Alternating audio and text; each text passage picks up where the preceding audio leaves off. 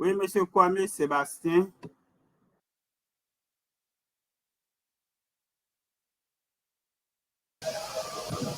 Docteur, c'est une erreur. Bonjour, docteur.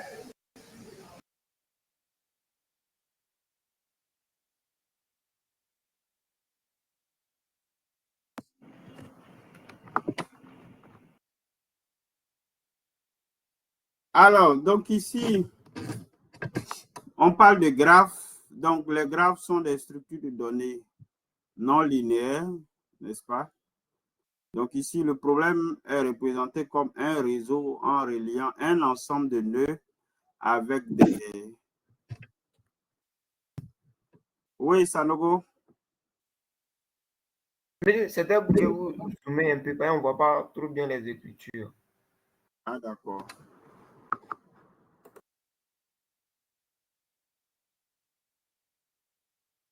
Ah, ça va, monsieur?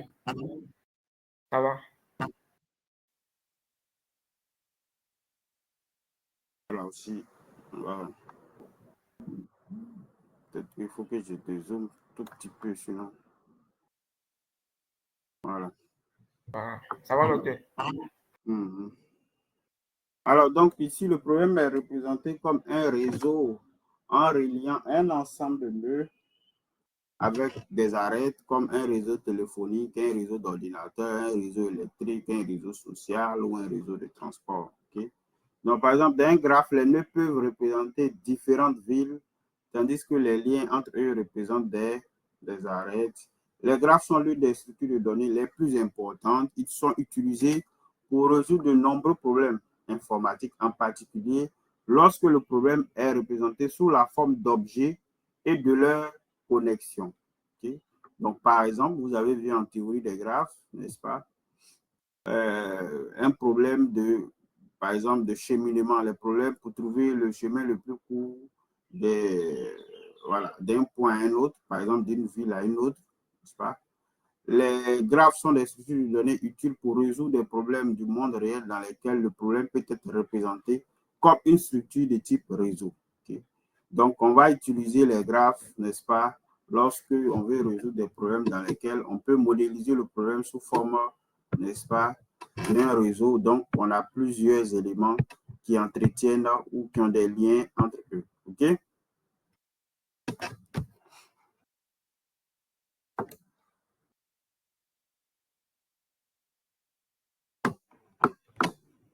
Donc, on va pouvoir définir un graphe par un couple. Le couple,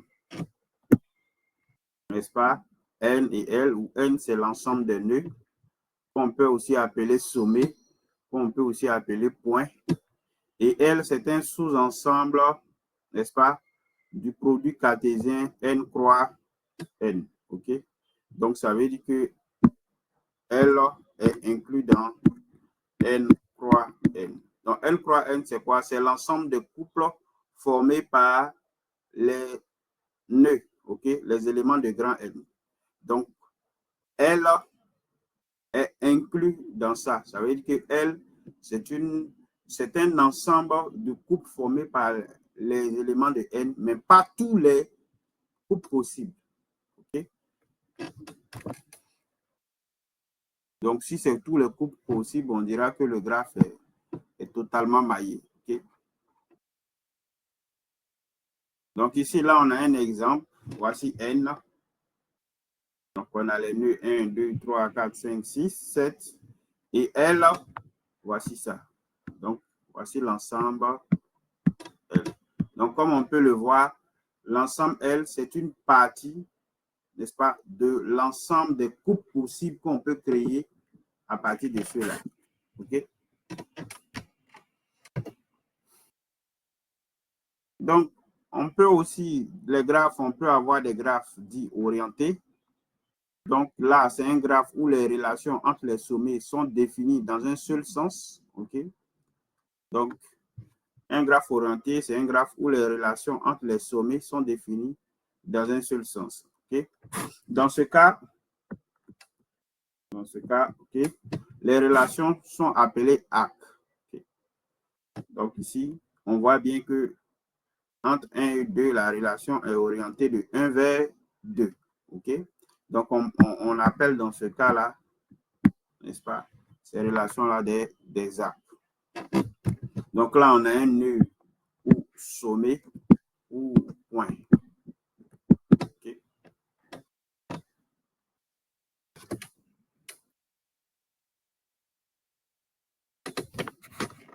Alors, graphe non orienté, c'est un graphe où les relations sont définies dans les deux sens. Okay? Donc, c'est un graphe où les relations sont définies dans les deux sens. Donc, dans ce cas, les relations sont appelées arêtes. Okay? Donc, c'est un graphe où les relations sont définies dans les deux sens. Dans ce cas, les relations sont appelées arêtes. Donc, ici, le fait d'avoir mis ce trait-là en 1 et 2, on appelle ça une arête. OK? Donc, ça définit une relation de 1 vers 2 et de 2 vers 1. Okay?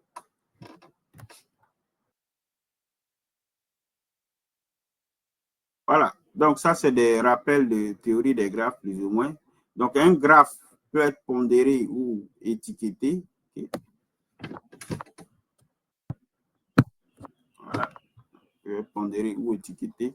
Donc, un graphe orienté ou non, ou à chaque arc ou arête, n'est-ce pas, selon qu'on a un graphe orienté ou non, correspond à une valeur qu'on appelle aussi poids, qu'on appelle aussi étiquette, représentant le coût de, n'est-ce pas, de l'arc ou de l'arête. Okay. Donc ici, on a un exemple, on a mis 200 ici. Donc, le coût de cette relation-là, c'est 200, de 1 vers 4 ici. Donc, voilà, pour ceux qui ont poussé la théorie des graphes, voilà, on peut avoir des graphes qui sont pondérés par les nœuds. Okay. Donc, c'est possible d'avoir des graphes pondérés par les nœuds, où ça dit que chaque nœud a une sorte de pondération et non les arcs. Bon, là, ça révèle, voilà, c'est hors de ce cours-là. Donc, la plupart du temps, on présente les graphes comme ça. Donc, on va s'en tenir à ça pour ce cours-là. Donc, origine et extrémité, si A égale à X, virgule Y, est un arc. Donc, si c'est un arc, ça veut dire que c'est une relation orientée. Donc, ici, de X vers Y, alors ça veut dire que X est l'origine de A. Et Y est son extrémité. Et aussi, X est le prédécesseur de Y et Y est un successeur de X. Ça se dit comme ça. Donc, un chemin est un ensemble d'arcs A1, A2 jusqu'à AP où origine A, I plus 1 est égal à extrémité AI. Donc, l'origine, n'est-ce pas, de l'arc AI plus 1, c'est l'extrémité de l'arc AI. Autrement dit, A1, si c'est X1, Y1, A2, c'est Y1 avec quelque chose d'autre. OK? Donc ici, A plus 1, c'est A2. On voit que ici, son origine, c'est I1, mais en fait, c'est l'extrémité de l'arc qui vient avant. Donc A1. OK? Donc, un chemin, c'est comme ça.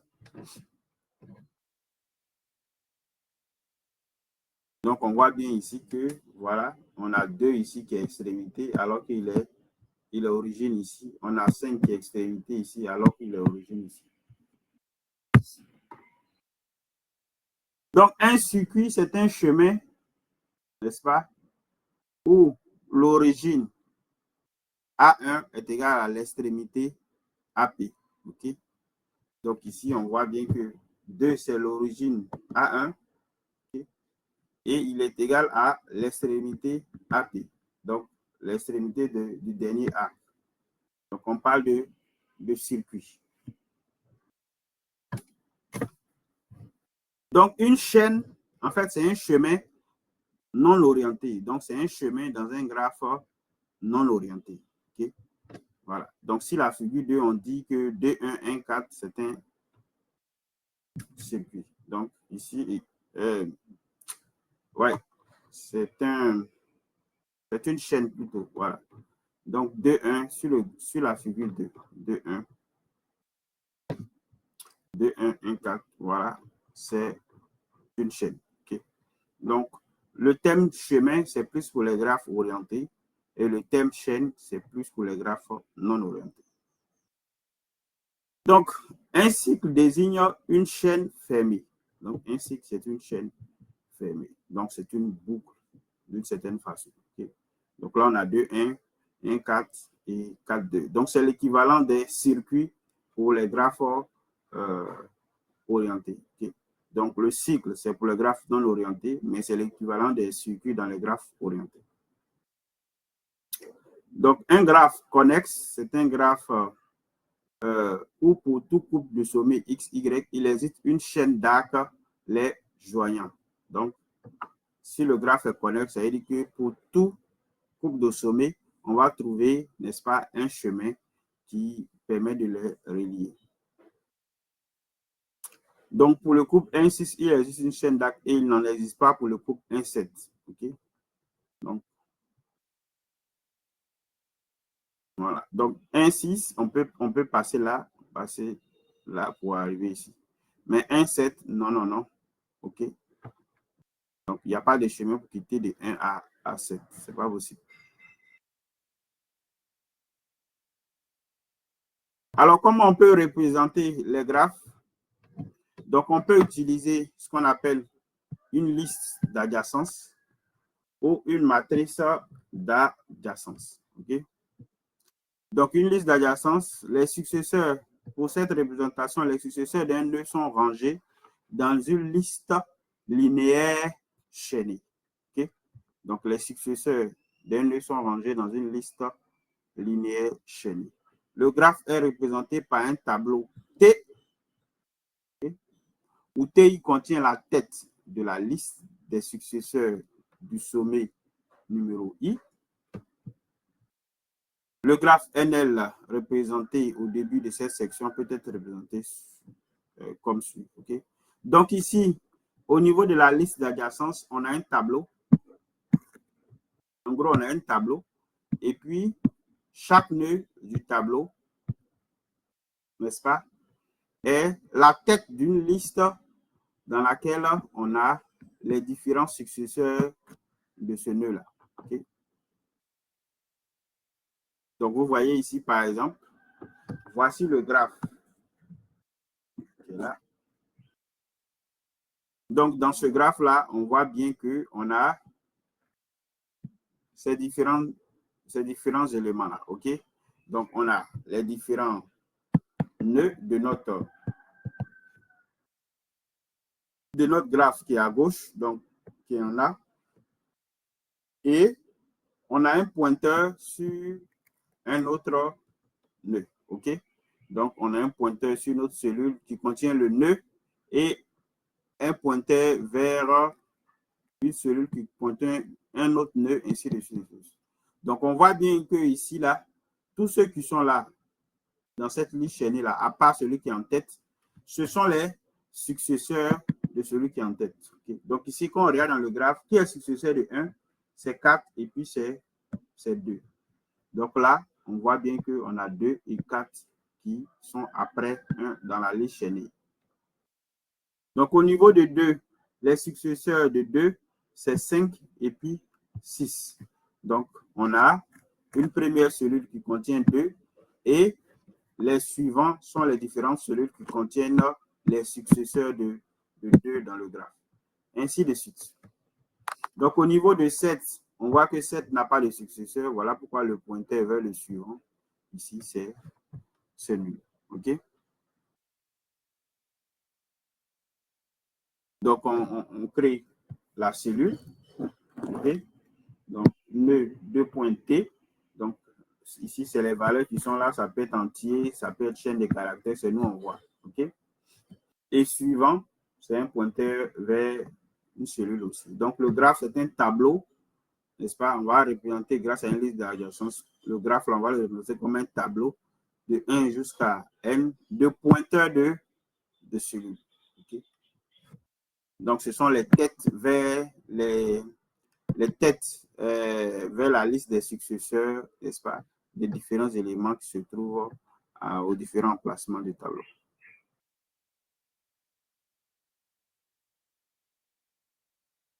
Donc, ça, c'est au niveau de la liste d'adjacence. Oui?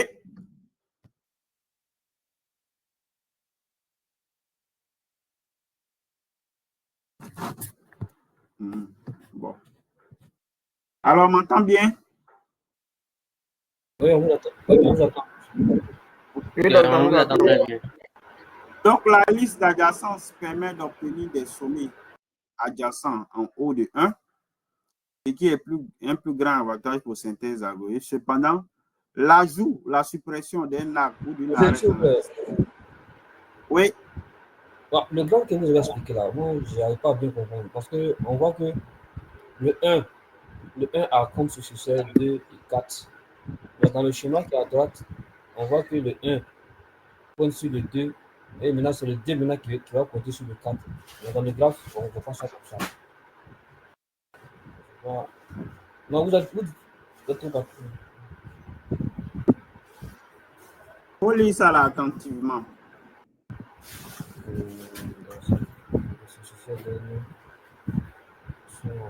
On lit à haute et intelligible voix. Ah, ok. Dans cette représentation, les successeurs d'un nœud sont rangés dans une liste chaînée, une liste linéaire chaînée.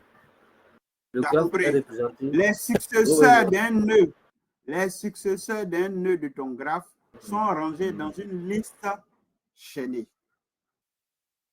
Les successeurs d'un nœud sont rangés dans une liste chaînée. Le graphe est représenté par un tableau où T de I contient la tête de la liste des successeurs du sommet numéro I. Okay? Donc ici,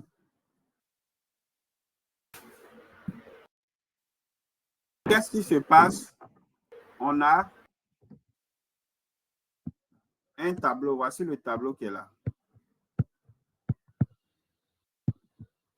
Okay? Donc, on a le tableau qui est là et on a déclaré le tableau comme un tableau de pointeurs de cellules. Okay? Et voilà comment on a défini une cellule. Donc ici, ça là, n'est-ce pas? C'est un pointeur de cellule qui est là. OK? Donc, on a la cellule en question en tête. Et puis, après, on a les successeurs de cette cellule-là pour former la liste chaînée. Okay? Donc, le nœud 1, ici, on a la cellule dont l'information est appelée nœud. Donc, notre nœud 1, OK, du graphe. Et on a un pointeur suivant vers une autre cellule. Et donc, cette autre cellule-là est une cellule qui contient comme nœud un successeur du nœud 1 et puis un pointeur vers une autre cellule qui est un successeur du même nœud 1. Ensuite, on a au niveau de TD1, on a un pointeur vers la cellule qui contient comme nœud le nœud 2 et comme champ suivant un pointeur vers une cellule qui contient un successeur comme nœud, un successeur de 2. Donc ici, comme successeur de 2, on a 5. Et ensuite, le champ suivant de cette cellule-là pointe vers un autre successeur de 2 encore, ainsi de suite. Donc, il suffit de parcourir, n'est-ce pas, la liste chaînée à partir de la tête qui se trouve à TD1 pour avoir les successeurs de, n'est-ce pas, du nœud 2.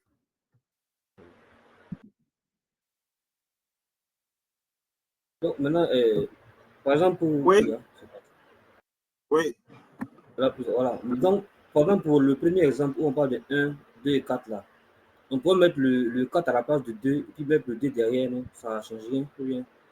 Non, ça ne change Ah, rien. ok, c'est bon.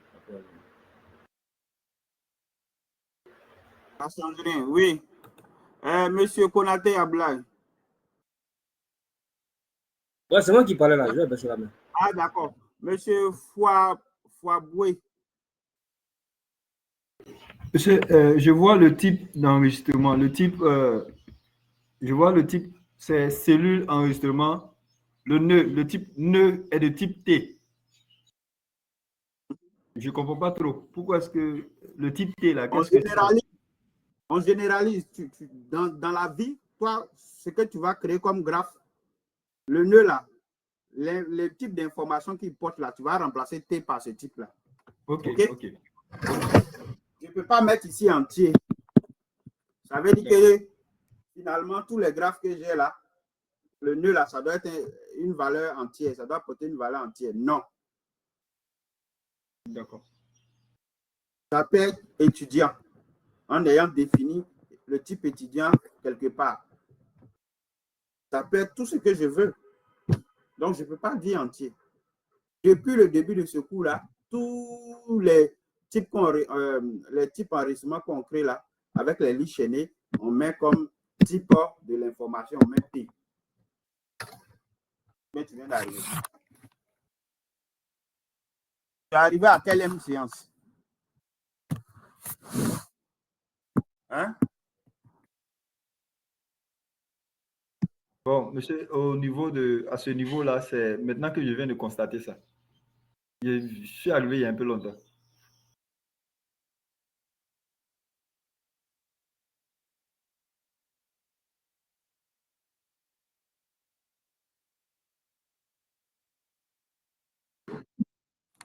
Allô? Je ne vous entendais pas, excusez-moi. Je ne sais pas que je suis allé appuyer où là-bas.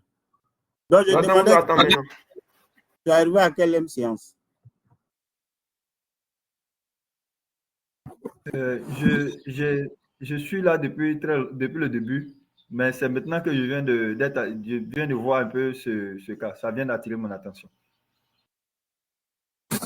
Les gars, vous savez que ce week-end-là, on doit se bombarder, non? Donc, bosser, hein?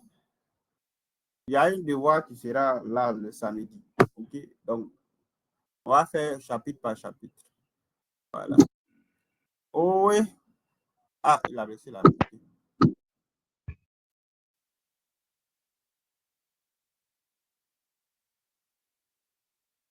Donc, on disait que la liste d'adjacence permet d'obtenir la liste des sommets adjacents d'un nœud en haut de 1. Okay?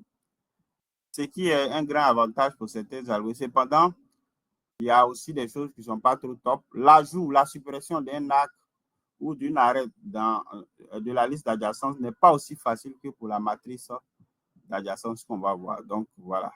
La liste d'adjacence ne nous permet pas de réaliser une implémentation efficace sur un changement dynamique du nombre de sommets est nécessaire parce que les éléments là voilà, sont dans un tableau. Okay? Voilà. Donc, on ne peut pas ajouter un nouveau nœud comme ça au graphe. Alors, maintenant, autre représentation qu'on appelle matrice d'adjacence. Donc, dans cette représentation, le graphe est stocké dans un tableau à 2 dimensions de valeurs booléennes ou binaires.